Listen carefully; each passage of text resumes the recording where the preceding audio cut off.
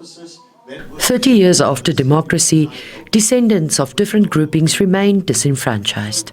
But the National Heritage Council is on a drive to better understand what heritage aspects are critical to different people and how best to preserve and promote it.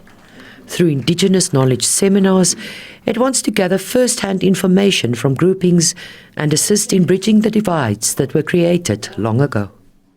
One of the key primary reasons of convening like this is to really get to understand the cultural diversity that is inherent in our diverse cultures in South Africa, but most importantly to be informed about the ways in which we can preserve and promote this rich and diverse wealth of our heritage resources in South Africa. People descendant of slaves from countries like Malaysia and Indonesia were all clustered together under apartheid with the phrase Cape Malay. This to give a singular name to a grouping of people, despite the makeup being more diverse than the name itself implies, with many also having Khoi and San ancestry.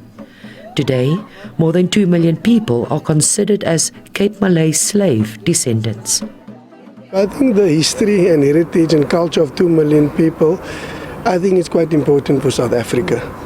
And I think people from our culture and heritage, they've occupied extremely important positions in government since after 1994, in the judiciary, and in every aspect of South African life. Heritage is both tangible and intangible. One of these intangibles is music.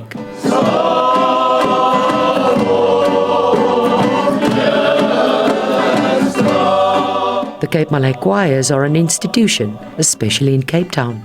Singing in Dutch and Afrikaans, the choirs blend the various cultural influences, including Arabic, into unique music that remains very distinctive in its sound.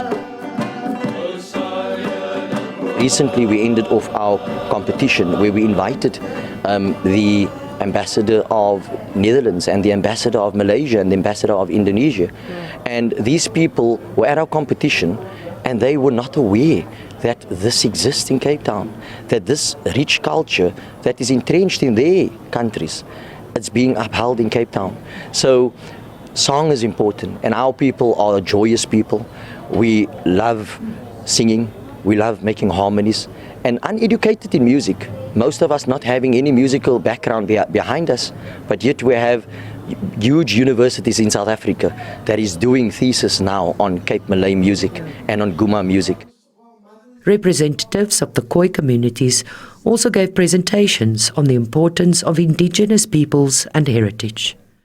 I think it is time now for us to reflect as First Nation leaders and say to ourselves, you know, we need to bring life to our cultural practices and traditions. It is not dependent upon state. The state does not have to do it for us. We have to do it for ourselves so that we can pass on that deep richness, the deep rootedness that and the relationship that we have with Mother Earth, so that we can preserve, you know, for 7 generations.